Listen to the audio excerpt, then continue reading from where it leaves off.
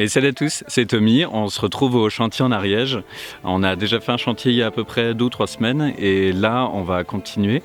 Alors j'ai manqué 2 jours du dernier chantier et là on est dimanche, il y en a qui sont déjà arrivés hier. Donc le toit continue à avancer, je vais vous montrer ça dans un instant. Donc il y a une grosse partie de la pente, de la dernière pente qui est montée. Et en fait il reste juste quelques barres d'eau à monter sur cette pente là et le toit sera enfin couvert. Donc c'est super, c'est un projet au long cours mais ça avance donc c'est super cool.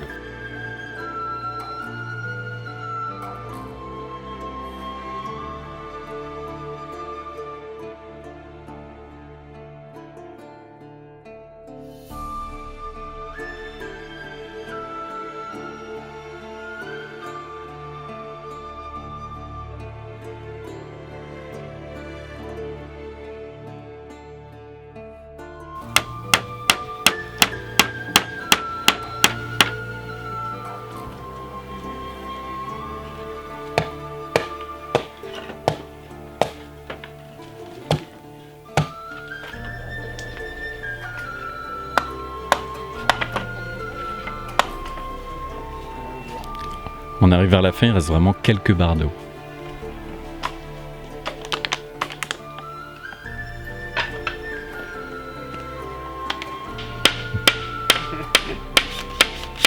Björn Le Gaucher arrivera-t-il à mettre les derniers barres d'eau? Vous le saurez au prochain épisode.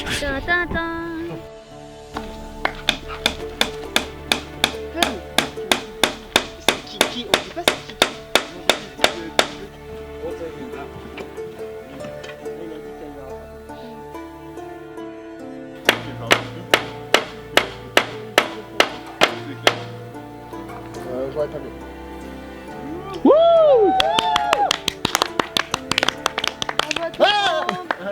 mieux.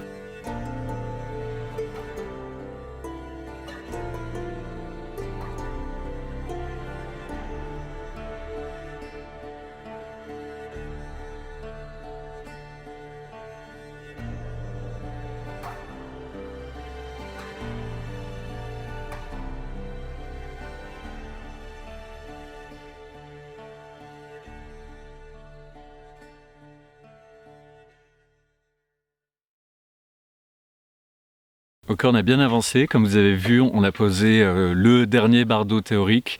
En vrai, il y a encore quelques bardeaux d'eau à monter, notamment une double rangée, vraiment juste en dessous. Des bisous.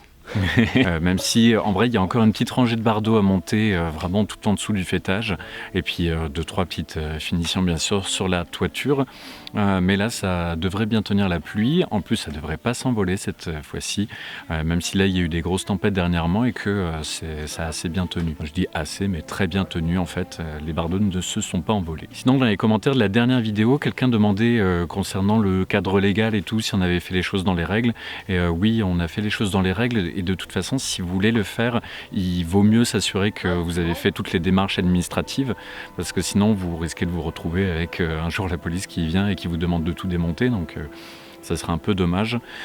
Après par contre il y a certaines normes qu'on ne suit pas et bon c'est peut-être pas super sérieux, mais par exemple on n'a pas d'équipement personnel, c'est quoi EPI? Équipement de protection individuelle, voilà c'est ça. Merci. Donc oui, on n'a pas d'EPI, donc équipement de protection individuelle. On n'a pas forcément toujours les chaussures de sécurité. Et certains ont remarqué que même parfois on est pieds nus à certains moments. C'est vrai que c'est pas forcément ce qu'il y a de plus sérieux non plus. Bon, il se trouve qu'on n'a jamais eu d'accident et qu'on fait vraiment les choses très très tranquillement. Donc les risques sont assez minimes. C'est vrai que si on voulait nous embêter, on pourrait nous dire ça, mais bon. Vraiment on n'a jamais eu de réels soucis. Pour les outils vraiment dangereux, genre parfois on utilise une tronçonneuse, c'est Leif qui s'en sert et son métier c'est bûcheron, donc il sait s'occuper des outils comme ça, des tronçonneuses et compagnie. Enfin, dans tous les cas on fait en sorte que ça soit vraiment cadré en sécurité, même si bien sûr c'est pas du niveau que ce qu'il y aurait à Guédelon par exemple. Il faut voir aussi que nous le niveau de dangerosité n'est pas du tout le même. Par exemple on ne trimballe pas des blocs de pierre de plusieurs plusieurs tonnes ou des choses du style. C'est vraiment beaucoup plus tranquille et calme ce qu'on fait. Bon, sinon, ce sera sûrement tout pour cette vidéo. Je vais sûrement encore filmer quelques plans ou peut-être que Gaby filmera quelques plans. Dans tous les cas, j'espère que ça vous a plu. Si c'est le cas, je vous invite à laisser un pouce bleu, à vous abonner, à partager avec vos amis. Et sur ce, portez-vous bien et à la prochaine. Salut!